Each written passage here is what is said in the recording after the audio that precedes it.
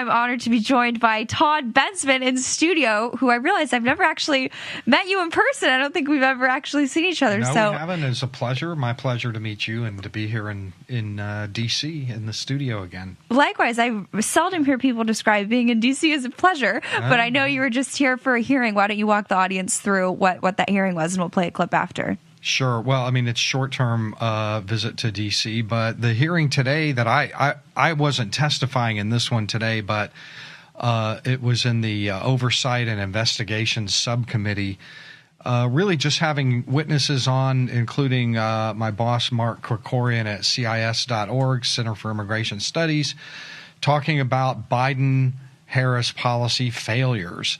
A whole different range of them, of course, one of the big ones being immigration, and others being having to do with our military failure overseas and national security failures of one sort or another. And it kind of fell along partisan lines. It got a little heated here and there, and it is what it is, you know. So it was a long hearing, and it was a good one. There were lots of interesting highlights that you can go back and watch. Let's play one of those now, Denver, if you want to roll the clip. Quite the explosive admission. In San Diego, we had an exponential increase in significant interest aliens. These are aliens with significant ties to terrorism. Prior to this administration, the San Diego sector averaged 10 to 15 SIA arrests per year. Once word was out the border was far easier to cross, San Diego went to over 100 SIAs in 2022, well over that in 2023, and even more than that registered this year. These are only the ones we caught. At the time, I was told I could not release any information on this increase in SIAs or mention any of the arrests. The administration was trying to convince the public there was no threat at the border. Fentanyl is another issue. The San Diego area sees between 80 and 90% of the methamphetamine and fentanyl seizures annually for our entire country. With little enforcement at the border, these drugs were coming through en masse. During my last year in San Diego, the price for a single pill of fentanyl, for example, went from $10 to 25 cents. To make matters worse, during 2022 and 23, I had to shut down San Diego traffic checkpoints, which are critical for drug interdiction, because the resources had been diverted to the process and release mission. The large numbers also had and still have a negative impact on the San Diego community. I had to release illegal aliens by the hundreds each day into communities who could not support them. To quiet the problem, 2 flights a week were provided from San Diego to Texas. These flights simply brought aliens that would have been released in San Diego over to Texas. Each flight cost approximately $150,000. This was the administration's way to try and quiet the border-wide crisis. The Biden regime is going to let in terrorists and then demand that Border Patrol officials can't tell the American people what they're doing, and demand that those same people subsidize the flights of pushing them into the interior of this country. I think I got that right, as outlandish as it sounds. Yeah, I remember fairly early in the administration, in the opening salvos of the mass migration crisis, that Border Patrol sector chief in Arizona put out on his Twitter that they'd caught 2 Yemenis. They were proud. They caught these Yemenis and another time Saudi Arabians, and they put out a press release. Actually, CBP put a press release out. Somebody called me, said, look, there's a press release. They caught 2 terrorists crossing, and I looked at it and I knew immediately I had to screenshot this thing because it was never going to last. And sure enough, within a couple of hours, that thing was gone.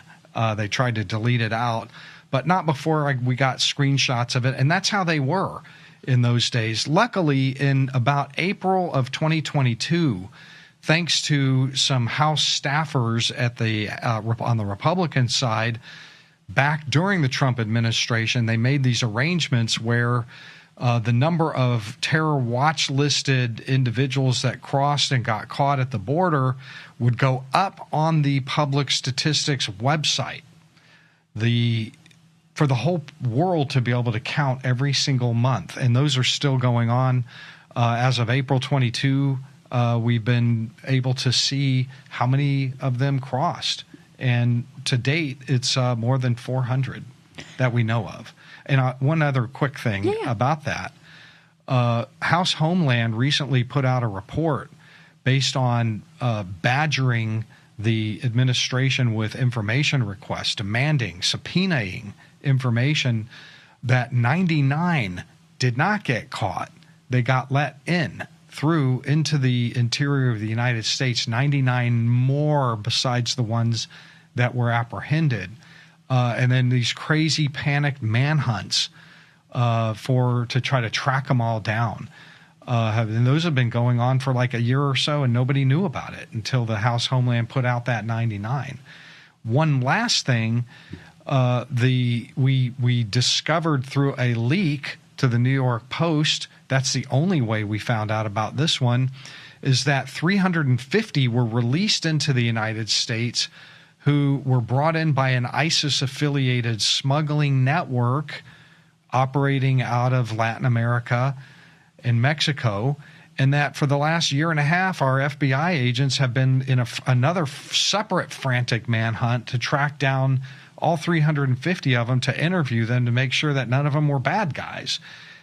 We know that much, but we don't know how many of them were bad guys. They won't tell us.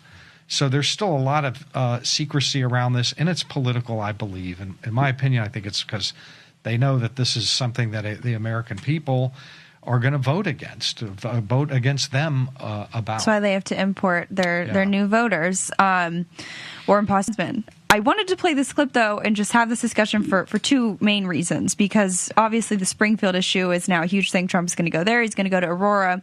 But if you watch MSNBC, they have two key points that they want to make on all things Springfield and cat eating. One is that, we can't talk about the cats because we need to have substantive conversations about immigration, and this just distracts. I don't think I've ever heard MSNBC have a substantive conversation on immigration. They've never had you on their show. And secondly, they love to say, Trump, J.D. Vance, they're up there. They're saying, these Haitians are here illegally. Well, we have a gotcha moment. They're actually here legally. And I would say, that's not quite the gotcha moment that you think it is, because as we've always maintained here in the War Room, it is a state-sponsored and state-subsidized invasion. Legal, illegal, doesn't really matter. Todd, you were just giving us some wild facts about the whole Haiti scenario, but walk the audience through and your thoughts on all this. When you hear them say, they're legal, they're actually legal, what they're talking about is a program, a parole program. They were brought in, a lot of the Haitians were brought in, CBP-1, they apply on an app, and they are escorted over the land bridges. They walk in, and they're released into the country with quote-unquote permission. But this whole idea and program is under legal challenge in the courts, in the federal courts. A lot of legal experts believe that it is an illegal program. You can't parole hundreds of thousands of people in like this. Parole was meant for 3 people a year. Somebody like a Mexican cop shot 5 times crawling up a riverbank trying to get into the U.S., and we let him in for a few days to get patched up. That's a parole. But not, hundreds of 500, 600,000 people, number one. And number two is I also have heard it said that don't worry about these Haitians. They're legal because they have temporary protected status, which is both of these are humanitarian rescue programs. I put that in air quotes, in order to keep them from crossing illegally between the ports of entry, which looks terrible on Fox News drone video. So what I meant to say about that is that very, very few Haitians, if any, are coming from Haiti. All of these Haitians have been living, they speak fluent Spanish because they've been living for years in Chile. Hundreds of thousands have been living in Chile. I've met thousands of Haitians on the road, on the trail. I've interviewed them.